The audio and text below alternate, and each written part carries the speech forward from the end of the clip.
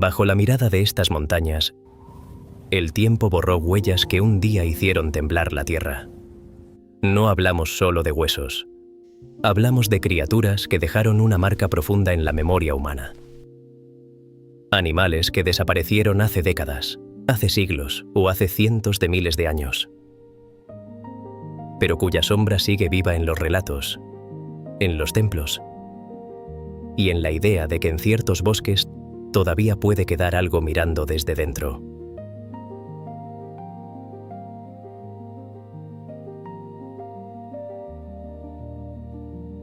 En este video vamos a seguir el rastro de 3 animales que Asia perdió. Y en cada caso vamos a separar 3 cosas distintas: lo que sabe la ciencia, lo que alimenta el misterio y lo que conserva la leyenda. Porque mezclarlas es fácil, pero distinguirlas bien es la única forma de mirar estas historias con el respeto que merecen. Una advertencia antes de empezar. Todo lo que verás en este vídeo está fundamentado. La ciencia que presentamos es real y verificable. Empezaremos por el más grande, el que puede estar en el origen de una leyenda que has escuchado, aunque no supieras que hablaba de él. El primate más grande que ha existido.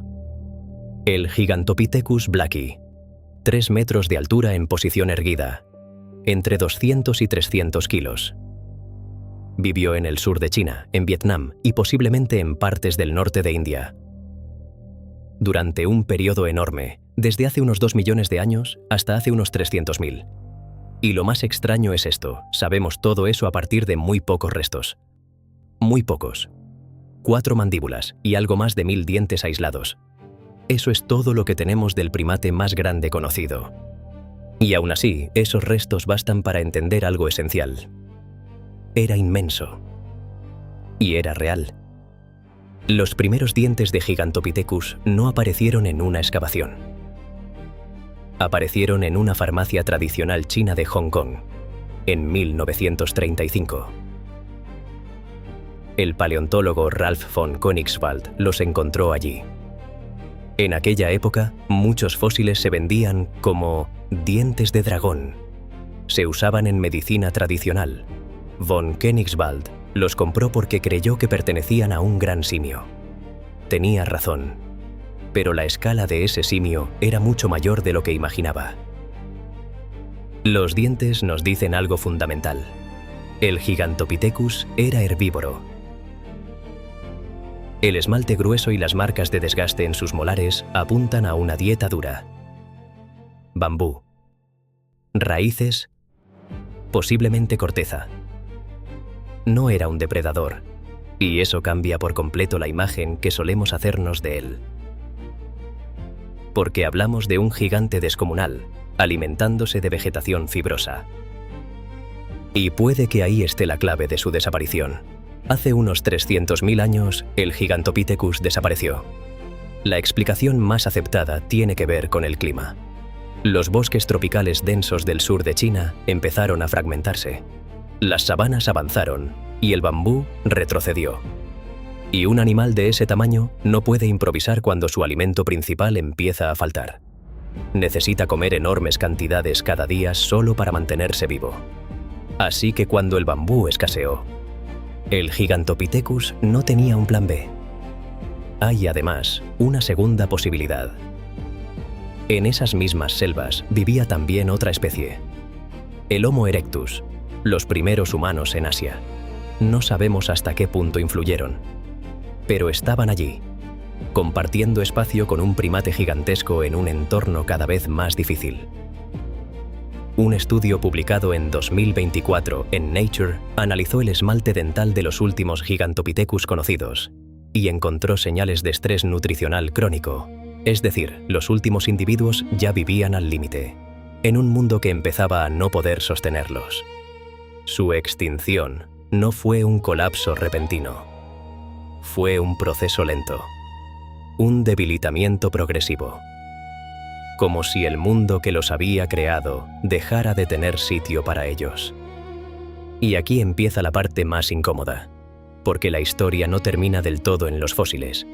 En la provincia china de Hubei hay una figura que aparece una y otra vez en relatos locales: el Yeren, el hombre salvaje de China, un ser bípedo, cubierto de pelo rojizo, de gran tamaño, parecido a un humano, pero claramente no humano. Durante el siglo XX se registraron cientos de avistamientos. El gobierno chino llegó a organizar expediciones de búsqueda en los años 70 y 80. Se encontraron pelos, huellas, muestras de heces, pero nunca apareció una prueba definitiva de un animal desconocido para la ciencia. La conexión entre el Yeren y el Gigantopithecus no es nueva, y no hace falta creer que el Gigantopithecus sigue vivo para tomarla en serio. La idea es otra. Si nuestros antepasados convivieron con un primate enorme, bípedo y cubierto de pelo durante cientos de miles de años, esa convivencia pudo dejar una huella. No un recuerdo consciente, no una memoria literal. Algo más profundo, más antiguo. El miedo atávico a encontrarte en el bosque con algo que se parece a ti, pero es más grande, más fuerte, y no es humano. La leyenda del Yeren no necesita que el Gigantopithecus haya sobrevivido hasta hoy. Solo necesita que una vez existiera algo capaz de marcar la imaginación humana de forma duradera. Y eso sí lo sabemos. Existió.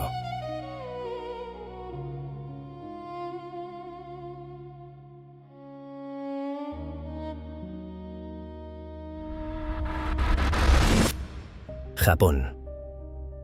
Los Alpes japoneses en invierno. Cedros cubiertos de nieve. Entre las montañas se alza el Mitsumine Shinsha, uno de los principales santuarios dedicados al lobo en Japón. A su entrada, las estatuas del Okami permanecen inmóviles, con la mirada fija en el bosque. En Japón, el lobo ocupaba un lugar muy distinto al que tiene en el folclore europeo.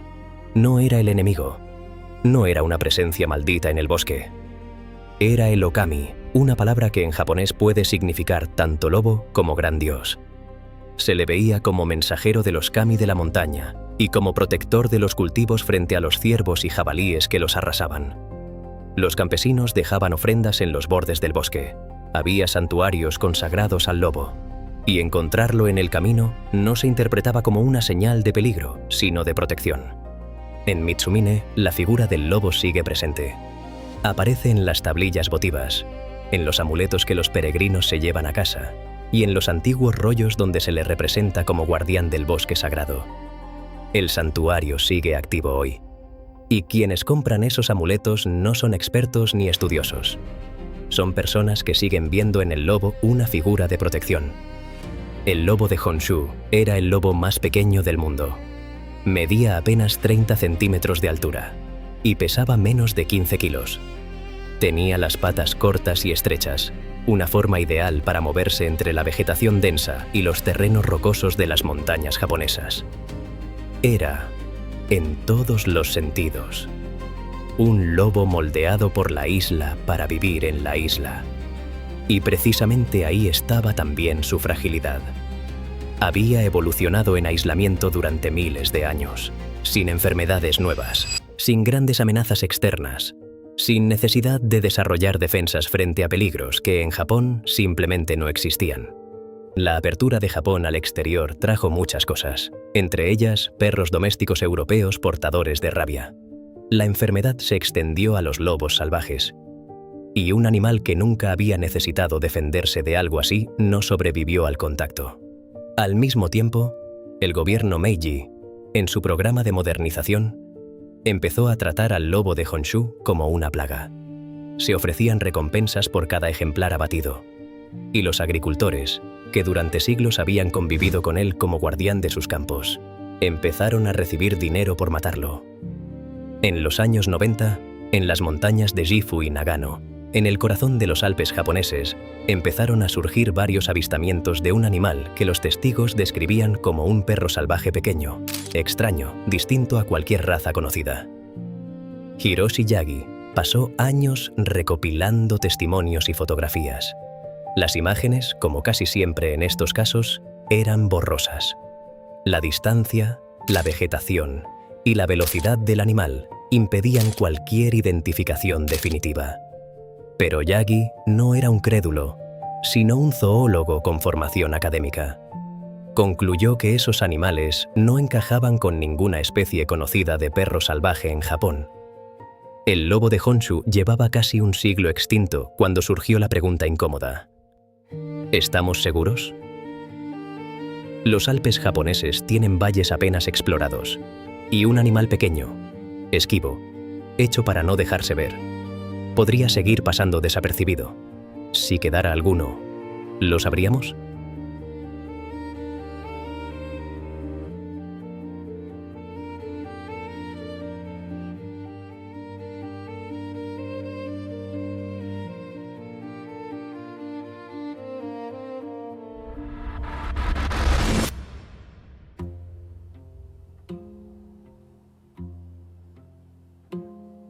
En la tierra oculta, lo que está muerto no siempre se ha ido. Java es la isla más densamente poblada del planeta. Más de 1000 personas por kilómetro cuadrado. Y en esa isla, hasta hace no mucho, vivía uno de los grandes felinos más singulares que ha existido. El tigre de Java no era simplemente un tigre más pequeño. Era el resultado de miles de años de evolución en aislamiento. Más delgado, más ágil, con rayas más juntas y más estrechas, perfectamente adaptado a la selva densa de la montaña de Java. Era un tigre que la isla había tallado a su medida. Y fue precisamente eso lo que lo hizo vulnerable. El tigre de Java no era solo un tigre distinto. Era un animal moldeado durante miles de años por una isla concreta, por una selva concreta, por un equilibrio muy concreto. Las especies que evolucionan así se vuelven perfectas para su entorno, pero también dependen de que ese entorno no cambie demasiado. Y cuando cambia de golpe, no tienen margen. No les da tiempo a adaptarse. Y eso fue lo que pasó en Java. Durante el siglo XX, la isla cambió a una velocidad brutal. La deforestación para la agricultura eliminó el 90% de su selva original entre 1900 y 1980. Y la presa principal del tigre, el banteng, fue cazada hasta quedar al borde de la desaparición.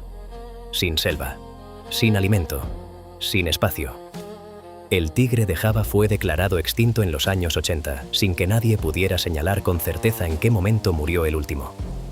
En su máximo histórico, a principios del siglo XIX, se estima que había entre 200 y 500 tigres en Java. En 1940 quedaban unos 30. En 1975, menos de 10. En 1980, los últimos avistamientos confirmados. La extinción no fue un evento. Fue un desvanecimiento lento y documentado del que nadie pudo salvar nada. En 2019, un guardabosques del Parque Nacional de Ujung Kulon, en Java Occidental, encontró un pelo adherido a una valla perimetral del parque. No era pelo humano. No coincidía con ninguna de las especies de mamíferos registradas en esa zona.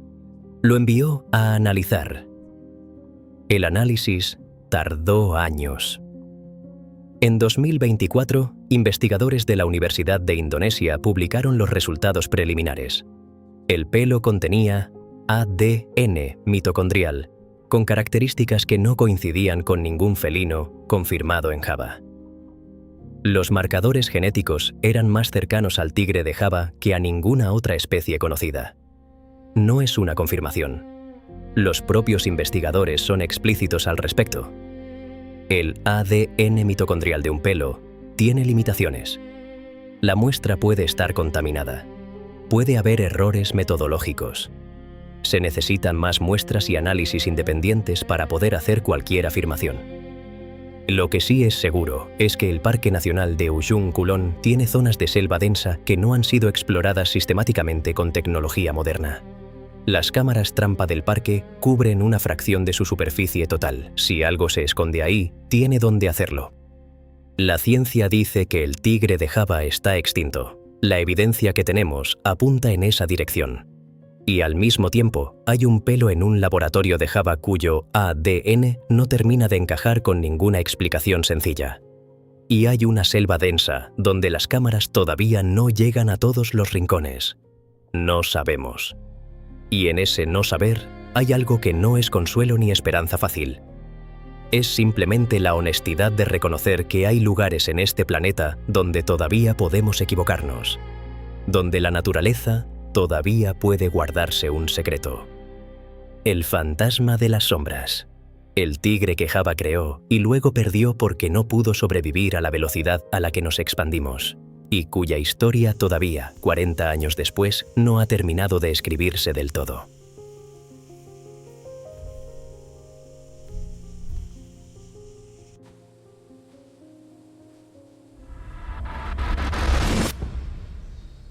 Tres criaturas. Tres formas de desaparecer. El Gigantopithecus se fue cuando desapareció el mundo del que dependía.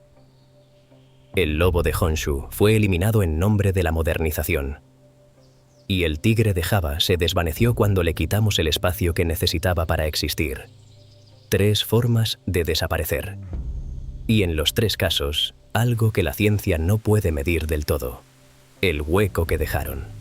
No solo en el ecosistema, también en la memoria de quienes convivieron con ellos. La ciencia nos da los hechos. Nos dice qué había, cuándo desapareció y por qué, pero no siempre puede cerrar todas las preguntas.